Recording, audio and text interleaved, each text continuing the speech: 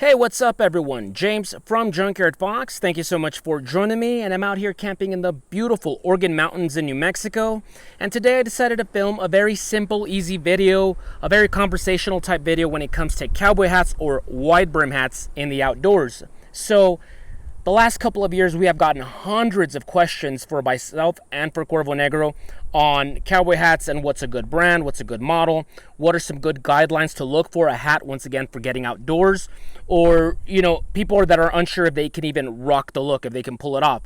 So today I decided to bring my hat collection. It is not a very large collection, but you'll see the pros and cons of each hat that I own and what they do bring to my arsenal, because I do consider a good wide brim hat to not only look awesome if you grew up with Western movies and stuff, but very essential when it comes to the outdoors. So with that being said, thank you for joining me. Let's get started. So why cowboy hats? Living in Texas and in the American Southwest in general, the history of the Wild West is embedded into our culture. Whether it was outlaw John Wesley Harding, who was buried just a few miles away from my house, or Billy the Kid and the whole Lincoln County War that happened in New Mexico, wearing cowboy hats is the norm where I'm from. Beyond history, the Wild West is also part of worldwide pop culture. Whether you grew up watching the Clint Eastwood spaghetti westerns of the 1960s, or maybe you got into it later on due to the video games like Red Dead Redemption or country music, cowboy hats just look awesome. But as with all things, it began as necessity. Whether it was a rancher or a farmer tending to his land all throughout the day, or maybe it was a rustler or an outlaw on the run, all folks were at the mercy of the burning sun in the daytime and the cold, bitter winds at night. A good hat was an essential part of your kit. So here's my basic collection of hats that I own. I'm a very practical man, so I don't have a ton of hats. I'm very utilitarian with my fashion, meaning that I don't have snazzy hats. These are all meant to go outdoors. None of them are meant to go on a date going line dancing at a country bar or going to an Alan Jackson concert, anything like that. They're being approached from the sense that I'm going to be wearing them outdoors, hiking, camping, fishing. They're going to get dirty, dusty, stepped on, so on and so forth. So these are the main ones you've been watching me use for the last 5 or 6 years. Eagle-eyed viewers would have caught on that I actually was wearing a brand new one in the intro, and this is the hat that inspired this whole conversation. But we'll talk about the new hat last. Once again, approaching these hats from a standpoint that I'm going to use them outdoors. I'm very practical, very utilitarian. These hats are really more for the season, and that's what you got to know. That's something you got to realize is, where do you live? What time are you active outdoors? Is it cold? Is it warm? Is it humid? So on and so forth. These things will make a difference in your hat and the comfort of wearing one. So once again, I'm not a fashionista. I wish Cuervo Negro was here because he's definitely the snazzier dresser and he's got like 9 or 10 hats for every occasion. Once again, I'm not. These are meant for the outdoors. So what I got here is what I consider my summer hat here. For those burning, blistering hot summer months. You've been seeing me using this hat for like the last 2 months because it's so hot down here in Texas right now. So that's the most convenient one. Over here, I have my winter hat, which is wool, and it has silk lining inside with leather, so it gets very hot. This is the hat I'm going to be using camping in January, and we're expecting a snowstorm, and there's strong, cold, bitter winds.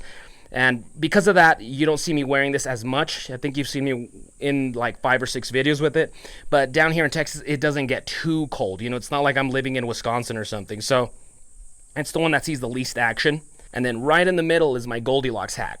If I had to choose only one hat here, this would be it because it's just middle of the road. It'll keep me relatively cool on the hot summer months and relatively warm during the freezing winter ones. So once again, if I can only own one hat, this would be it. Of course, it's not as specialized. It won't be as warm as this one, and it won't be as lightweight and cool as this one. But once again, if I only had one, this is it. So if you notice, all 3 have a very similar design and shape. That's because I know what I like and I don't really veer too much from it. So all of them have a fairly low brim because once again, living down here in the Southwest, I am trying to protect my face and my neck from the sun. I'm trying to protect my eyes from glare. So this is what I like. You don't see a lot of like the taco shapes you see like in country music and stuff like that, like this. because that really is not very useful to me. I don't really care for that too much. This one, the winter hat, kind of has that, if you notice. But I mean, it really doesn't matter because the brim becomes a little less important during the winter months because the sun is not as strong. But generally, they all tend to have a very flat, low brim. Let me show you with this one. Flat, low brim that kind of veers down, slopes down for my eyes, and slopes down to protect my neck. And then it does have a pinched crown up here. And that's because that's the way I like to grab it. Remove it and put it back on. If you notice, even my new hat has the same design, same shape. One thing I almost forgot to mention is make sure you get the right sizing for your hat. That's extremely important. You don't want something too large that's going to be falling off your head every time there's a gust of wind. You also don't want something small that's going to be giving you headaches. So if you go to a website, there's going to be a sizing chart how you can measure your head to get the approximate size. If you go in person to, like, say, a Western store or an outdoor sporting goods kind of store, they'll have a way to they'll have someone there to help you with that. And once again, that's extremely important in terms of comfort. So the most important thing to consider when purchasing a hat is going to be the material, because that's going to be the biggest contributing factor to the longevity of the hat and the comfort of the hat. I would say material is everything. So this one is straw, cotton, and wool. As you can imagine, the wool is going to be extremely thick, extremely warm for the winter months, but I would be cooking in this if I was wearing it this time of year. And believe me, I learned that the hard way. I took it on vacation to Washington about 2 years ago, and they were experiencing a heat wave over there, and it was humid, and it was just torture wearing that damn thing. So this one is straw. It's going to be very, thin. It's very lightweight, and it tends to be the cheaper of the material. So it's very great for the outdoors during the hot months. Of course, you see some vents here, so a little bit of breeze can come in, or a little bit of your body heat can escape. So that's great. But once again, there is a trade-off because, as you can see, years of putting this thing on and off my head, it's starting to rip this up here. I would say it still has a couple of years of life left, but overall, it's going to be the one that's going to be going first. And then cotton is in the middle. Cotton is, not the warmest, not the coldest. It's a decent material for my environment, once again, because I live in a relatively a very hot environment, and the winters are cool, but they're not frigid. They're not, it's not like Alaskan weather. So this thing will be fine for me. And then, of course, we got to talk about the inside, because the inside, it makes a big difference as well. So, for example, not only is this wool, so it's going to be meant to keep me warm, but the inside has this lining that kind of likes to keep a lot of your body heat in there. And then there's this leather band. Now, a leather band can get pretty sweaty, but since I'm out here using it in winter, I'm not sweating as much. I'm not doing as much strenuous physical activity. I'm usually just hanging around the campfire cooking or something. So this works great, once again, for the cold months, but this would be torture for a very hot season. Now, over here, like this one, I have a fabric, and I really like this fabric. I'm not sure if it's cotton or some kind of polyester, but I much prefer this one over leather because it's not as sweaty. And that works, once again. It's just a much cooler thing than leather during the hot months. This one also has a fabric lining as well. So, of course, this one's going to be much cooler for the hot months. And then this one has the biggest brim. That's 4-inch brim right there. This one's 3.5. This one's 3.5. So, brim is also something that you want to consider. How strong is the sun when you want to use your hat? So, I like a very large brim. And I can afford to have it a little smaller, like this one, during the cold months. Once again, the sun is not as strong. And lastly, this hat right here is felt, so it's made out of like a rabbit fur, I believe. A lot of the felt is made out of like beaver fur or something like that. I would say that's somewhere around the cotton area. It's not as warm as wool, and it's not going to be as breakable and lightweight as straw. So this one will eventually probably take the place of my middle hat at some point.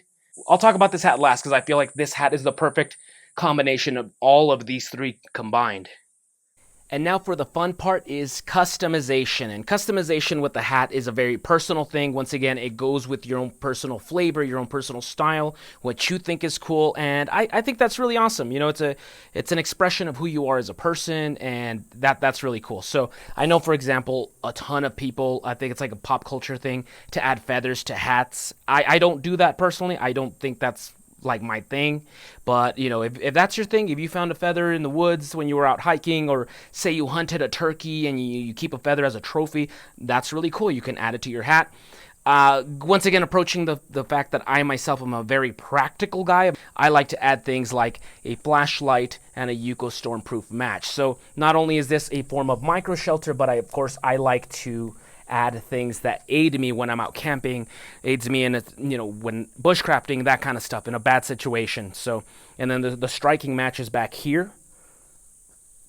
And then I have some of these like wazoo flame extender things, you know, those things that help you get the fire going. I forgot what they're called.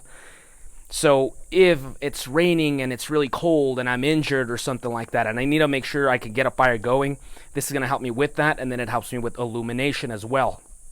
Of course, I mean, look at the wear on this thing. This is the hat that you've seen me using the most. I mean, I think there's like dried mud in the back over here. And I mean, this hat is really awesome because of that. I even have, if you notice closely, I don't think the camera can pick it up, but I actually have on my band the states I've gone on adventures with this hat. So you could see Texas, New Mexico, Arizona, Washington, Oregon, California, Colorado.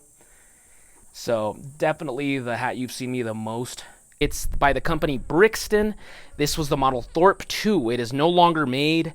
This one did have a wire brim, so you can shape it the way you like. And it cost me, I think it was like about $100, if I remember correctly. Now this one over here was only about 38 bucks. I'm sure, you know, I bought this 7 years ago, so by now, if you wanted to purchase something like this, I'm sure it's like 48 bucks, you know, with inflation.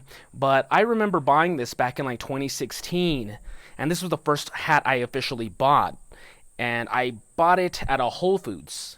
So it's not breaking the bank. It's not too expensive. I think less than 50 bucks for a hat that'll last you years, I think, is a damn good deal. Once again, this is just meant for the hot weather. This thing would be nearly useless during a blizzard in December if you lived in Alaska, for example. But down here in the Southwest, this works very well during the warm months, even during fall. I think it'll be fine during autumn. But, you know, flexi stuff, you know, it'll be flopping around sometimes like in strong winds, and not too expensive. Once again, keeps your head cool, allows heat to escape, allows the cool breeze to come in here. A fabric band. The company is called Tula. I don't know if you can read that right there. And I'll have the link down below if you want to purchase one. Just keep in mind that I have customized it. I did add this band, this leather band that Cuervo gave to me one time. And then I did add this crab leg. I did go on a crab fishing adventure in Oregon. If you haven't checked out that video, I'll have it in the corner. And of course, I'm a guy who likes to keep trophies of worthy hunts. So I did keep one of the legs, preserved it with an epoxy.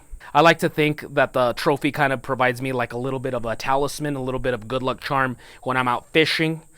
You know, like when you play a video game and different parts of the clothing or the armor provides different attributes. I think that's pretty cool right there. So this is not only my summer hat, but / my fishing hat. And if you saw like a couple of weeks ago, I was just unstoppable reeling in those trout. So maybe there's something to that.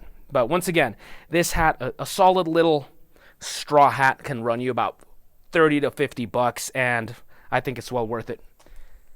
And then over here, my winter hat. This one is made by Outback Trading Company. It's called the Cooper River. That's the model name. The customization I've made for it is I did put a bullet shell here, a casing from when I hunted a boar in Uvalde, Texas a couple of years back. And normally it has a flashlight, a Rovivon flashlight just like this one, but I did recently remove it to place on the new hat. I will probably place it back once this one kind of figures out its own identity.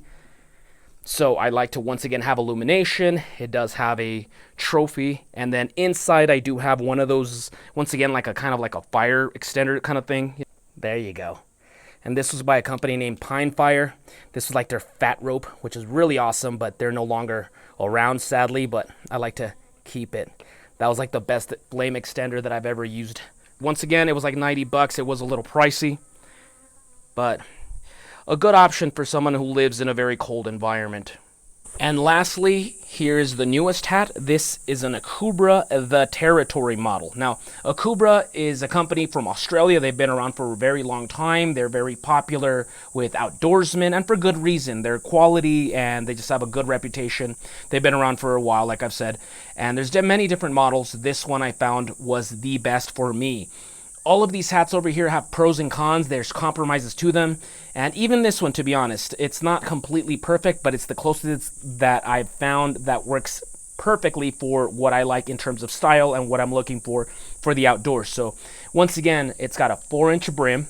It does have these holes here to help some air escape. Now the inside, it did have a lining, a silk lining, just like the Outback. I did remove it because I think that's going to get too hot for me. One thing I don't like about this hat is the leather band. I'm not a big fan of leather bands. I would have much rather have preferred fabric, but what can you do? I'll get used to it. And the felt, once again, it'll land right in the middle. Help keep me warm when it's cold, help keep me relatively cool when it's a hot day. And once again, it's not as specialized as these two, but I could wear this one. It's more versatile. I could wear it throughout the year. I feel like it has all of these combined. It has the general shape of this one, but keeps me warmer. It's a little higher quality and tougher than this one. And it's like this one in terms of design and color, but not so thick and hot. This one was $208. It is the most expensive that I've ever paid for a hat, but you don't necessarily have to go that route. Like I said, this one was about 38 to 40 bucks. It's still going strong to this day. These were about 100 bucks each. So there's different prices. It all depends on your budget. If all you can afford is a $20 hat from the gas station and that works for you, by all means, customize it, shape it the way you want. You could steam it. There's other videos on YouTube that shows you how you can customize the shape of your hat if you wanted to alter it. And then, of course, if you're a big spender, you can drop, more money, such as this Akubra. And there's also custom hat makers out there. You can find them on Instagram and stuff like that. And, of course, you can commission them to make something specifically for you, for the shape, the design, all that stuff. And, of course, that's going to get pricier. It's a craftsman right there. So